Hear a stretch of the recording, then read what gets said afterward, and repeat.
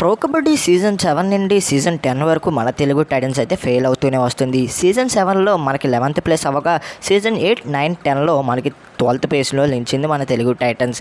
దానికి కల్లా కారణం తెలుగు టైటన్స్ డిఫెన్స్ అనొచ్చు అండ్ రైడింగ్ అనొచ్చు.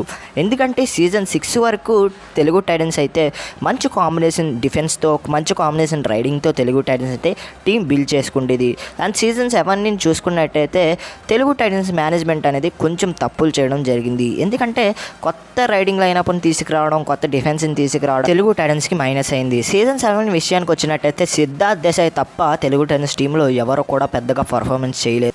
ఇక సీజన్ 8 విషయానికి వచ్చినట్టయితే ఆన్ పేపర్లో తెలుగు టైటన్స్ చాలా అంటే చాలా స్ట్రాంగ్గా కనిపించింది. అండ్ మనకి మ్యాట్ పైన చూసుకుంటే పెద్దగా పర్ఫార్మెన్స్ చేయలేదు. ఎందుకంటే వాళ్ళు మెయిన్ ప్లేయర్స్ని కొనుగోలు చేసిన ప్లేయర్స్ అయితే ఇంజురీ కన్సర్న్స్తో బాధపడడం, అక్కడ తెలుగు టైటన్స్కి అయితే మైనస్ అయింది.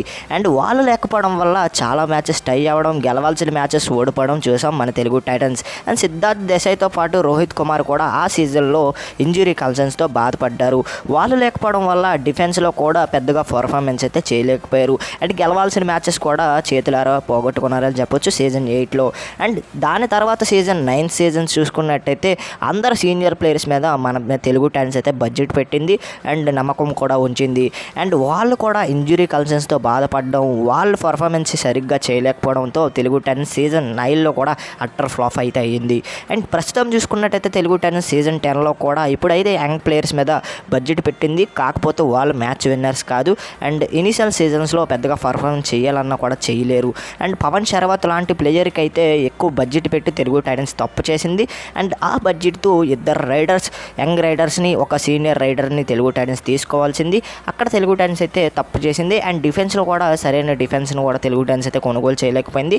అండ్ పవన్ శరవత్ లాంటి ప్లేయర్కి అంత బడ్జెట్ అనేది అనవసరం అని చాలామంది కామెంట్ చేశారు. అండ్ నా ఒపీనియన్ ప్రకారం కూడా అంత బడ్జెట్ అనవసరం అని చెప్పాలి. ఎందుకంటే ప్రస్తుతం ఇప్పుడు పవన్ శరవత్ కూడా పెద్దగా పర్ఫార్మెన్స్ చేయట్లేదు, డిఫెన్స్ కూడా పెద్దగా పర్ఫార్మెన్స్ చేయట్లేదు. అండ్ సీజన్ 11 కోసం తెలుగు టైటన్స్ ఖచ్చితంగా మంచి ప్లానింగ్తో ఆక్షన్లోకి వెళ్ళాలి. అండ్ ఇక్కడ ప్రస్తుతం చూసుకున్నట్టయితే తెలుగు టైటన్స్ కొనుగోలు చేయవలసిన ప్లేయర్స్ ఎవరనేది మనం ఇవాళ వీడియోలో అయితే తెలుసుకుందాం. అండ్ ముందుగా మనకి ఒక క్యాప్టెన్ కావాలి. మనకి క్యాప్టెన్సీ చేసే మెటీరియల్ పవన్ శరవత్ కాకుండా మనకైతే ఫజల్ అట్రాచిల్ లాంటి ప్లేయర్ అయితే ఎంతగానో ముఖ్యం మన తెలుగు టైటన్స్కి. అండ్ పవన్ శరవత్ క్యాప్టెన్సీ చేయగలడు, కాకపోతే యంగ్ ప్లేయర్స్ని కంట్రోల్ చేయలేకపోతున్నాడు. అండ్ ఇక్కడ పవన్ శరవత్ కాకుండా మనకి ఫజల్ అట్రాచిల్ లాంటి ప్లేయర్ వస్తే కనుక తెలుగు టైటన్స్ యంగ్ ప్లేయర్స్ అందరినీ మనకైతే ఈజీగా కంట్రోల్ చేయగలడు. అండ్ యంగ్ ప్లేయర్స్ని అందరినీ కూడా రిలీజ్ చేసే అవకాశాలు అయితే కనిపిస్తున్నాయి. మంచి యంగ్స్టర్స్ని కొనుగోలు చేయాలి. అండ్ పర్ఫార్మెన్స్ చేసే ప్లేయర్స్ని ఇప్పుడు బాగానే పర్ఫార్మ్ చేస్తున్నారు కాబట్టి అండ్ మనకి అగ్రిమెంట్ ఉన్న ప్లేయర్స్ అందరూ కూడా రిటైన్ చేసుకునే అవకాశం ఉంది మన తెలుగు టైటన్స్. మిగతా అందరిని కూడా రిలీజ్ చేసే అవకాశాలు అయితే కనిపిస్తున్నాయి. అండ్ మన తెలుగు టైటన్స్కి ఒక మెయిన్ రైడర్ కావాలి. అండ్ పవన్ శరవత్ని ఖచ్చితంగా రిలీజ్ చేస్తారు. అండ్ ఇంత బడ్జెట్ పెట్టి మనకైతే రిటైన్ అయితే చేసుకోరు. అండ్ మనకి మెయిన్ ప్లేయర్గా మనకి నవీన్ కుమార్ అయితే కనిపిస్తున్నాడు.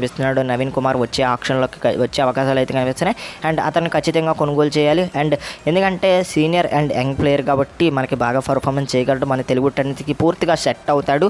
అండ్ అతనితో పాటుగా అజింక్య పవార్ లేకపోతే మోహిత్ గోయత్ లాంటి మనకి సపోర్ట్ రైడర్స్ని కొనుగోలు చేయాలి. అండ్ వాళ్ళైతే మ్యాక్సిమం వాళ్ళందరికీ కూడా మనకైతే ఒక 3 crores వరకు పెట్టే అవకాశాలు అయితే కనిపిస్తున్నాయి మన తెలుగు టైటన్స్. ఒక 3 crores పెడితే కనుక వాళ్ళందరూ వచ్చేసే అవకాశాలు అయితే కనిపిస్తున్నాయి మన తెలుగు టైటన్స్కి. ఎందుకంటే వాళ్ళ పర్ఫార్మెన్స్ కూడా పెద్దగా లేదు ఈ సీజన్లో. అండ్ వాళ్ళని కనుక రిలీజ్ చేస్తే మన తెలుగు టైటన్స్ ఖచ్చితంగా మనకైతే తెలుగు టైటన్స్ ఆక్షన్లో కొనుగోలు చేయాలి. అండ్ యంగ్ ప్లేయర్స్ని మనకి కవర్ ప్లేస్లో ఎలాంటి యంగ్ ప్లేయర్ని ఆడించినా బాగానే ఉంటుంది. అండ్ మనకి ఇలాంటి ప్లేయర్స్ని మన తెలుగు టైటన్స్ ఆక్షన్లో కొనుగోలు చేస్తే చాలా అంటే చాలా బెటర్ ఆప్షన్. మరి మీరు ఏమనుకుంటున్నారు కింద కామెంట్ సెక్షన్లో తెలపండి. వీళ్ళలో మన తెలుగు టైటన్స్కి ఎవరు వస్తే బెటర్ ఆప్షన్ అనేది కింద కామెంట్ సెక్షన్లో తెలపండి. సీజన్ 11లో తెలుగు టైటన్స్ బాగా పర్ఫార్మెన్స్ చేయాలి అండ్ లీగ్లో పై స్థాయిలోకి వెళ్ళాలని మనం అందరం కోరుకుందాం. అండ్ వీడియో నచ్చితే లైక్ చేయండి, షేర్ చేయండి, మన ఛానల్ తప్పకుండా సబ్స్క్రైబ్ చేసి పక్కన వచ్చిన బెల్ ఐకాన్ అయితే క్లిక్ చేయండి. అండ్ మరొక ఇంట్రెస్టింగ్ వీడియోతో తర్వాత కలుద్దాం. అంతవరకు బాయ్ ఫ్రెండ్స్, బాయ్.